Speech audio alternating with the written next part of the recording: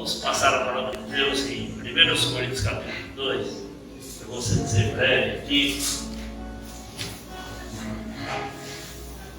1 Coríntios capítulo 2, do versículo 1 até o fim.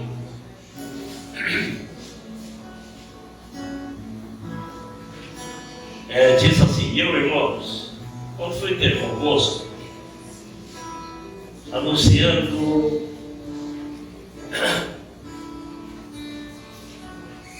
desculpe, irmãos, é que eu não enxerguei. Passou de mensagem sobre a lei. Fala aqui.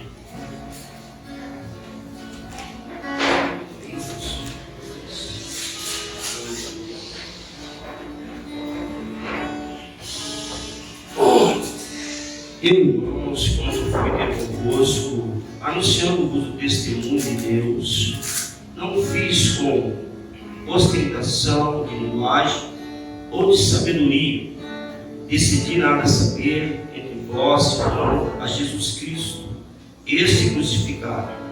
Foi em fraqueza, temor e grande tremor que eu estive entre vós. A minha palavra e a minha pregação não consistiam em linguagem persuasiva, sabedoria, mas em demonstração do Espírito e de poder, para que a vossa fé não se apoiasse em sabedoria humana, e sim no poder de Deus. Entretanto, expomos sabedorias entre os experimentados, não porém a sabedoria deste século, nem dos poderosos desta época, que se reduzem a nada, mas falamos a sabedoria de Deus, em mistério outrora oculto, a qual Deus preordenou desde a eternidade para a nossa glória. Sabedoria essa que nenhum dos poderosos deste século conheceu, porque se a tivessem conhecido, jamais teriam crucificado o Senhor da glória. Mas, como está escrito, o Senhor da glória, mas como está escrito, nem olhos viram, nem ouvidos ouviram, nem jamais penetrou em coração humano, que Deus tem preparado para aqueles que o amam.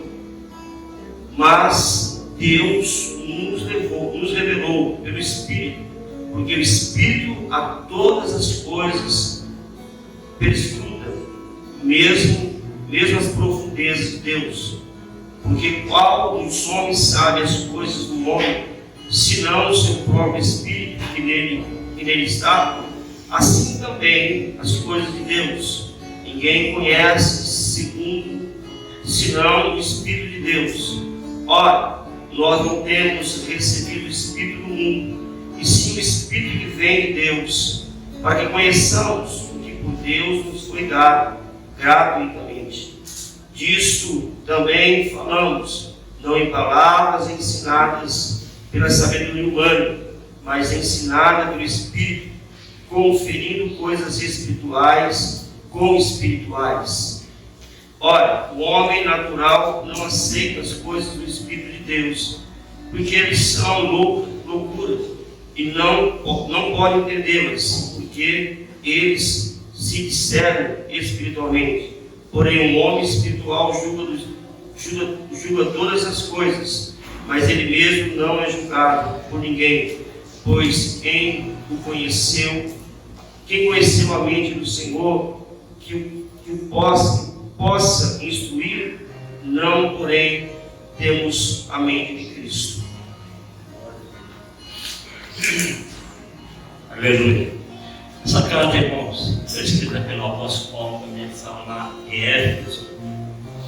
Éfeso fica na Turquia, isto é, era o último país oriental, e Paulo estava se preparando para pregar para todo o Oriente, naquela parte, né?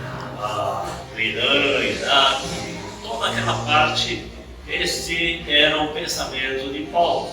E um dia, quando ele estava para pregar em outra igreja, interessante que ele diz que até hoje, o Oriente lá não é evangelizada, né?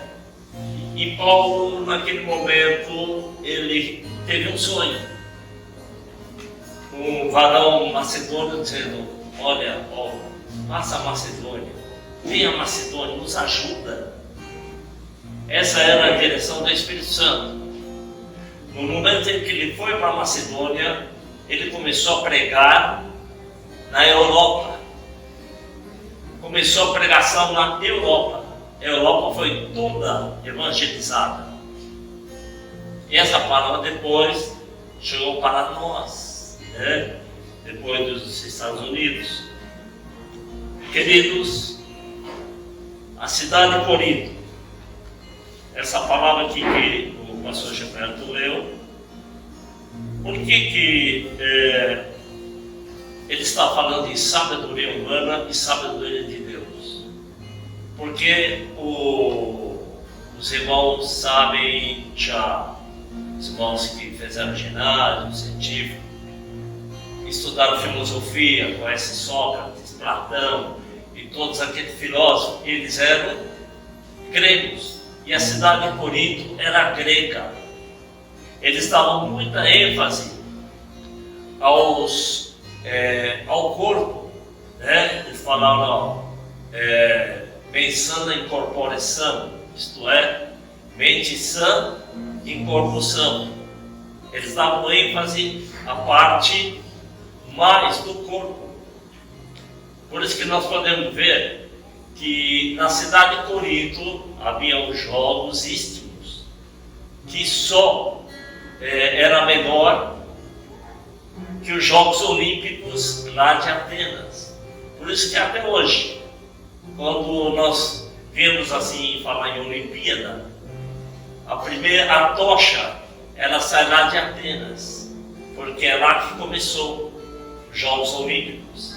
E vem toda aquela maratona por todos os países, indicando que os Jogos Olímpicos é o significado de unir todos os povos. Mas nós sabemos muito bem que esse pensamento hoje em dia já está muito politizado, né? Mas a única coisa que ainda Paulo diz aqui é que a palavra de Deus, ela subsiste eternamente. E ela não mudou até hoje. E a primeira coisa que o apóstolo Paulo deve ter pensado: se o evangelho der resultado aqui em Corinto, essa cidade idólatra, essa cidade era a mais pecadora daquela época, irmãos. Lá havia o templo de Afrodite, a deusa do amor. Foi romano, né? Diana. Certo, queridos? E nesse templo havia 1000 prostitutas cultuais. Então era uma cidade muito idólatra, muito pecadora, era o pior que havia naquela época. E os gregos eram aqueles que discutiam qualquer coisa. Tem alguma coisa aí, alguma novidade? Um filósofo aí, tem alguém, né? Além de Sócrates, Platão, além de... Então, eles viviam assim. Cada um tinha um partido. De lá se espalhou esse negócio de partido político, partido... Tudo até partido. Por quê? Era algo assim. Porque o Evangelho, ele fala de unidade. E Paulo, eu creio que quando ele colocou o pé lá, pastor José, falou: isso aqui é prova de fogo para mim. Mas ele chegou lá fazendo um discurso como? Exatamente, não vim aqui falar de sabedoria humana, eu vim falar de sabedoria de Deus. Vocês sabem, eu passei na lua, todos aqueles deuses que vocês adoram, mas tinha um Deus lá que não tinha nome. É esse Deus que eu adoro. E ele começou a pregar. E a igreja de Corinto, ela foi formada. Mas havia problema na igreja de Corinto. E um dos maiores problemas da igreja de Corinto era a divisão, era a formação de partidos. Como nós podemos ver aqui, no capítulo 3, versículo 4 diz: quando pois alguém diz, eu sou de Paulo e outro, eu de Apolo, não é evidente que andais segundo os homens? Quem é Apolo e quem é Paulo? Servos por meio de quem cresces, e isto conforme o Senhor concedeu a cada um. Eu plantei, Apolo regou, mas o crescimento vem de Deus. Aleluia.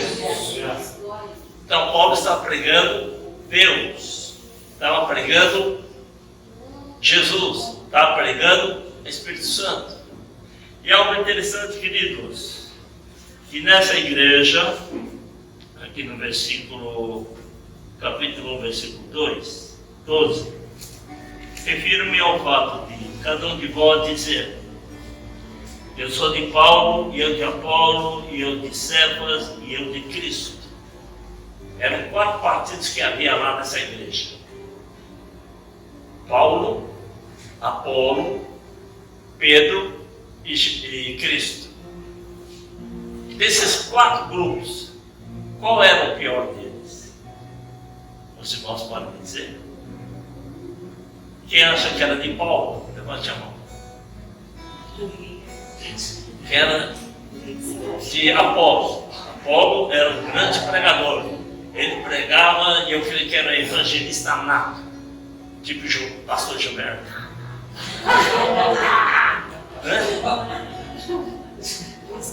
O Paulo já era mais comedido, mais ensino, né?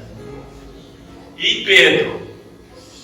Pedro também era um dos apóstolos, né? Era daquele. Quem acha que era de Pedro? E quem acha que era de Cristo? O pior partido era o de Cristo. É engraçado, né? Mas vou explicar para os irmãos, não acharem, né? Vai ser de evangelho, nada disso. Se nós lermos a carta de 1 e 2 Coríntios, nós vamos ver que tinha muitas divisões, tinha muitas brigas, e tinha muita gente lá que tinha se convertido, mas tinha que ser exatamente, né? Não, tem que usar saia, tem que usar isto, tem que usar aquilo. Então eu acho que esse era o partido de Cristo.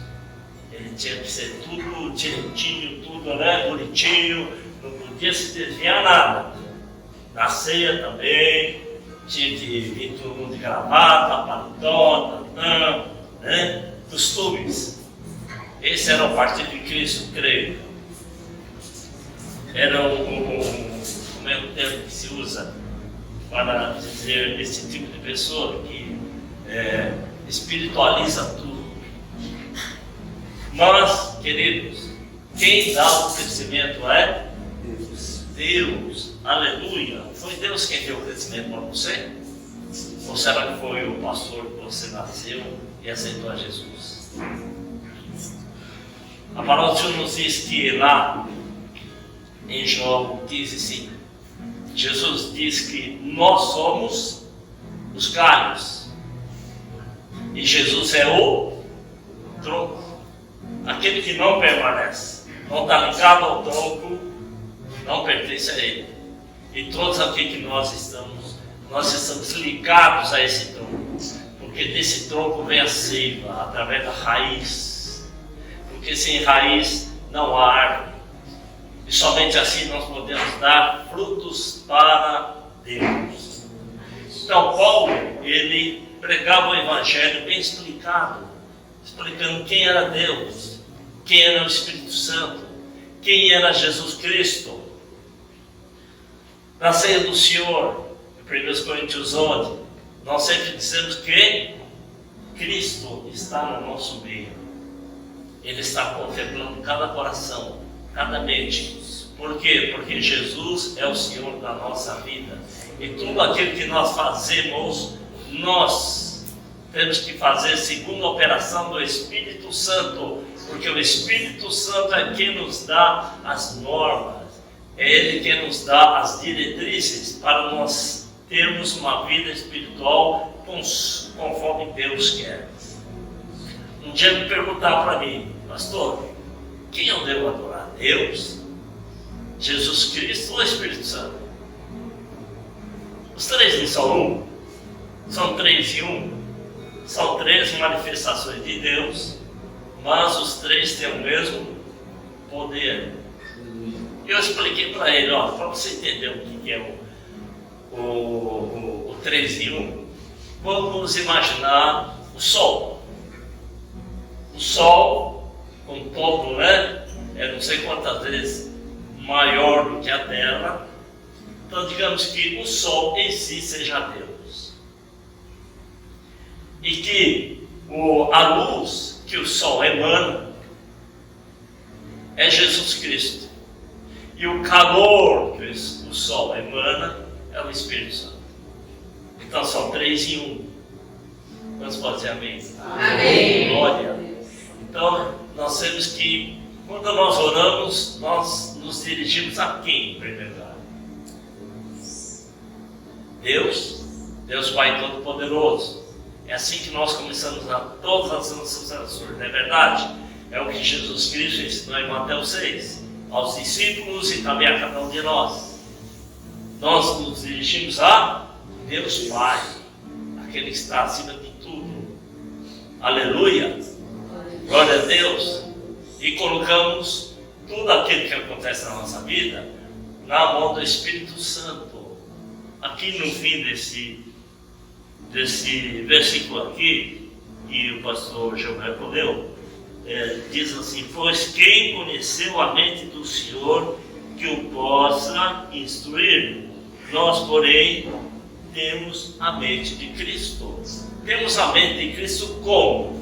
Através do Espírito Santo que habita em nós. Por isso é tão importante você saber que quando você aceita Jesus Cristo, o Espírito Santo começa a viver dentro de você. E não é você mais que tem aquelas ideias fabulosas, formidáveis, maravilhosas, mas é o Espírito Santo que está dentro de você que fala para você fazer isso. Foi o que o Espírito Santo falou para mim. Dê o seu testemunho. Por quê? Porque o Espírito Santo conhece todas as coisas. Não é você que tem a mente de Cristo como sendo um homem, uma mulher muito sábios. Eu conheço a Bíblia de Gênesis, Apocalipse. Já li tudo, versículo por versículo, conheço, decoro, salteado e tanto. Irmãos queridos, tinha um jovem lá na aula de teologia, que era o jovem mais inteligente da classe. Irmão, ele conhecia toda a Bíblia, versículo por versículo, Era um homem que todo mundo admirava. Um jovem, naquela época era jovem, era estudante. E ele se tornou, irmãos amados, quando cresceu, o primeiro-ministro da União Soviética, Nikita Khrushchev, aquele carequinha, não sei se, eu creio que os irmãos aqui mais antigos se lembram, do tempo do presidente Kennedy, e o presidente da Rússia era Nikita Khrushchev. Então, queridos, não é só porque você sabe decorado a palavra de Deus que você é mais santo ou mais sábio. É simplesmente porque o Espírito Santo habita em você e quer fazer obra em você, encaminha você, faz você saber o significado de todos os versículos, porque não é só ler a palavra de Deus, é viver a palavra de Deus. Quando pode ser, amém? Amém. Então, amados, aquela igreja de Corinto era uma igreja muito idólatra, uma igreja muito imoral, porque não estava entendendo ainda o que era o Evangelho do Senhor Jesus Cristo. Era para obedecer a palavra do Senhor. Aleluia! Em João 15,5 diz: sem mim nada podeis fazer. Isto é, sem Jesus Cristo nós nada podemos fazer neste mundo. Tudo aquilo que você fizer, faça para a glória do pastor Gilberto. Amém? Amém. Meus irmãos, quando nós colocamos a nossa admiração, nossa adoração ao homem, quando esse pastor cair, vai cair tudo. Por isso, queridos, nós reconhecer a Jesus Cristo como nosso líder máximo, como aquele que dá o exemplo. Por isso que Paulo diz: sede meus imitadores, como eu sou de Cristo. Nós podemos dizer amém? Amém. Então, querido, não coloque a tua sabedoria no homem. O homem sabe? Eu gostava demais do Billy Graham. Meu Deus, quando aquele homem abria a boca, era uma glória. Mas aquele homem era dirigido pelo Espírito Santo. Aleluia. E Ele quer que você e eu também sejamos homens e mulheres dirigidos pelo Espírito Santo. Porque com Ele não há engano. Aleluia. Quando nós falamos, é Deus falando através da nossa boca. E por isso nós podemos influenciar muitas e muitas pessoas. Não por nosso mérito, mas pelo Espírito Santo que habita dentro de nós. Aleluia! Pode dizer glória a Deus? Glória a Deus! Aleluia! E tudo aquilo que você fizer, como diz lá em 1 Coríntios 10:31, quer comais, quer bebais, ou façais qualquer coisa, faça tudo para a glória de Deus! Aleluia! Quando alguém disser, faça tudo para a glória de mim, obedece só a mim, fala tudo amém. Irmãos, esse não é o Espírito Santo falando. Porque o Espírito Santo, quando ele fala manso, ele fala de um modo tal que não há nenhuma dúvida dentro do seu coração. Aleluia! Nós estamos aqui para obedecer o Evangelho do Senhor Jesus Cristo, a sua palavra, tudo aquilo. O apóstolo Paulo, ele deu instruções para a igreja. Por isso que ele escreveu 2 cartas. Alguns dizem que ele escreveu 3 cartas e uma carta se perdeu, né? Mas essas 2 cartas aqui já são mais do que suficientes, não é verdade? Então, amado, o Evangelho é algo tremendo. Pode ser aqui no Brasil, lá na América, na Inglaterra, Estados Unidos. Pode ser em qualquer lugar, pode ser no Japão, na China. Essa palavra é para todo mundo. Se há alguma coisa que pregue e não cabe em algum país, é porque não é doutrina de Deus. E foi a primeira coisa que eu aprendi. Na minha igreja onde eu nasci, era ensinado que a mulher não podia cortar cabelo, não podia rapar nenhum pelo. Quando eu ouvi dizer um pastor que, olha, lá no céu não tem nenhum caldeirão não que está cheio de pelo de mulheres que rapam. É verdade, né? Porque lá no céu não entra coisa boa. Então nós precisamos também analisar tudo aquilo que as pessoas pregam. Aleluia, queridos. Glória a Deus. E também, quando houve, olha, no lugar de mulher não pode entrar de calça comprida. Então como é que vai entrar? Agora imaginou Jesus Cristo entrando por aquela porta com uma saia até aqui. Ele não ia deixar entrar na igreja, não. Quantos estão entendendo? Amém. Então nós precisamos entender. E quando também disseram para olha, mulher que corta cabelo não pode. Tem que ter cabelo bem comprido, de preferência até aqui embaixo. Coitadinho, tinha uma irmã lá que era meio. Hoje em dia não pode falar nem preto, nem negro, né? Tem que falar o que é, sei lá como é que tem que ser falado. Mas era uma que tinha a cor e o cabelo dela era tão ruim que não ia para baixo, ia para cima. Ficava assim, né? E aí eu aprendi que isso aí também não tem nada a ver com o Evangelho. O Evangelho, ele tem que funcionar tanto na China, como no Japão, como nos Estados Unidos, como na Argentina, como na França, como na Alemanha, em tudo quanto é lugar. O que passar disso aí é doutrina de homem. Aleluia! Glória a Deus! Louvado seja o nome do Senhor. Então, queridos, esse era a dificuldade do apóstolo Paulo. Que igreja! Mas graças a Deus, de lá saíram todos aqueles que pregaram o Evangelho a toda a Europa. Aleluia, queridos! E esse Evangelho chegou a nós, não sabemos através de quem. Pode ser da igreja de Corinto, de Atenas, de todos os lugares onde Paulo pregou essa palavra. Porque essa palavra é uma palavra poderosa. Ela quebra todos os sofismas. Ela quebra tudo aquilo que você acha que não tem jeito. Para tudo tem jeito, até para a morte. Aleluia! Deus pode ressuscitar o morto, como eu já vi algumas vezes. Aleluia! Então, amados, nós temos a mente de Cristo através do Espírito Santo. É o Espírito Santo que nos orienta em todas as coisas. Aleluia! Glória a Deus! Então, amados, não é porque você prega bem ou não prega bem que você é alguma coisa. Não, você é alguma coisa porque você tem o Espírito Santo habitando dentro de você. E esse Espírito Santo, quem te dá sabedoria do alto, quem te dá sabedoria e discernimento em todas as coisas que você lê, você faz. Aleluia! Para encerrar, queridos, eu disse para o irmão João que eu gostaria de cantar um hino.